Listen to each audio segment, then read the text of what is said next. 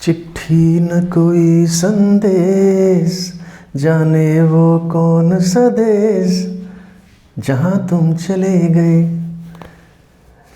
चलो बच्चों आ जाओ, एक क्वेश्चन करते हैं बढ़िया सा। एक क्या लिखा हुआ है, 2 particles were thrown simultaneously from the same point, one straight up and other at an angle of 60 degree to the horizontal. Initial velocity of each particle is 25. Find the distance between the particles at t equal to 1.7 seconds later. Neglect air drag. Okay, देखिए क्या हो रहा है इसमें। अब ध्यान से देखो तो यहाँ पर 2 पार्टिकल्स को हमने प्रोजेक्ट किया है, one straight up other at an angle 60 to the horizontal. एक को हमने ऊपर फेंका ऐसे और एक को फेंका हॉरिजॉन्टल से 60 डिग्री पर। तो हॉरिजॉन्टल से 60 डिग्री पर ऐसे समझो आप इसको, ये फेंका है। एक को हमने फेंका एकदम ऊपर और दोनों की स्पीड इक्वल है। स्पीड कितनी है दोनों की, 25 मीटर पर सेकेंड। ये दोनों की स्पीड इक्वल है, ठीक है, ऐसे फेंका हमने।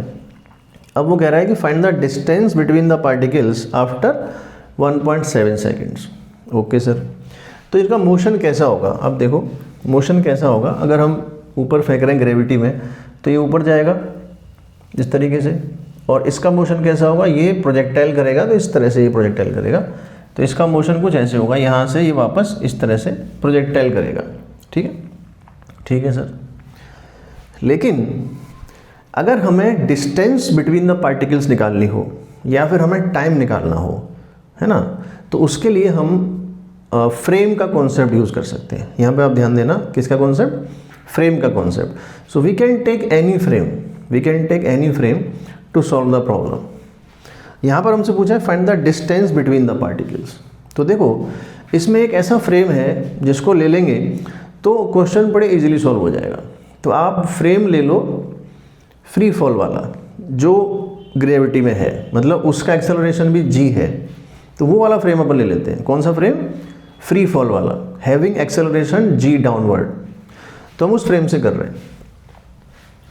यहाँ लिखेंगे कि with respect to a frame which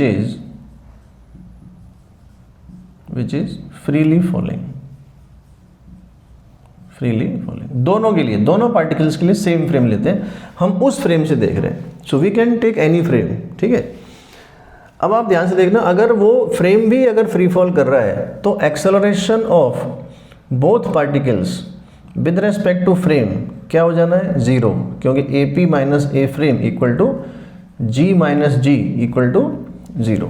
तो एक्सेलरेशन दोनों का 0 हो जाएगा यहाँ पर, दोनों पार्टिकल्स का, क्योंकि दोनों पार्टिकल्स का G है और हमने जो फ्रेम लिया है उसका भी G है। तो रिलेटिव क्या हो जाएगा, G माइनस जी 0 हो जाएगा। बस हो गया प्रॉब्लम सॉल्व।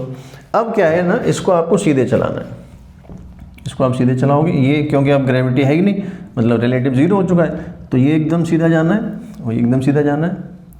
और जो टाइम दिया हमको 1.7 सेकेंड्स, उसमें ये 25 है तो ये कितना कवर करेगा, डिस्टेंस निकाल लेंगे यहाँ से और फिर हम इसको यहाँ से ज्वाइन कर देंगे आफ्टर 1.7 सेकेंड्स। मान लेते हैं यहाँ पहुँचा, यहाँ पहुँचा, तो ये डिस्टेंस भी आपका d होगा, ये डिस्टेंस भी d होगा, क्योंकि दोनों का स्पीड इक्वल है, टाइम इक्वल है। और हमें ये वाला डिस्टेंस हमको निकालना है, डिस्टेंस बिटवीन द पार्टिकल्स। तो ये डिस्टेंस हम आराम से निकाल सकते हैं। ये एंगल आपका 30 है, ये कितना बेटे आपका एंगल, ये 30 है, 60-30। ये हमको d दिया, इसको आप x मान लो, इसको क्या मान लो, x मान लो। अब आप इसमें या तो कोसाइन रूल लगा सकते हो। कोसाइन रूल क्या होता है sir, cos 60 equals to cos 30, ये एंगल लेंगे ना cos 30। तो कोसाइन रूल क्या होता था, कोसाइन रूल ऐसे लगाते थे, जैसे मान लो अगर इसी में लगाऊँ मैं रूल, तो ये हमारा कोई ट्रायंगल है इस टाइप से, ये एंगल हमारा थीटा है, ये वाली साइड है d, ये वाली साइड है d, ये वाली साइड है x। तो इसमें कोसाइन रूल लगता है cos थीटा, cos 30।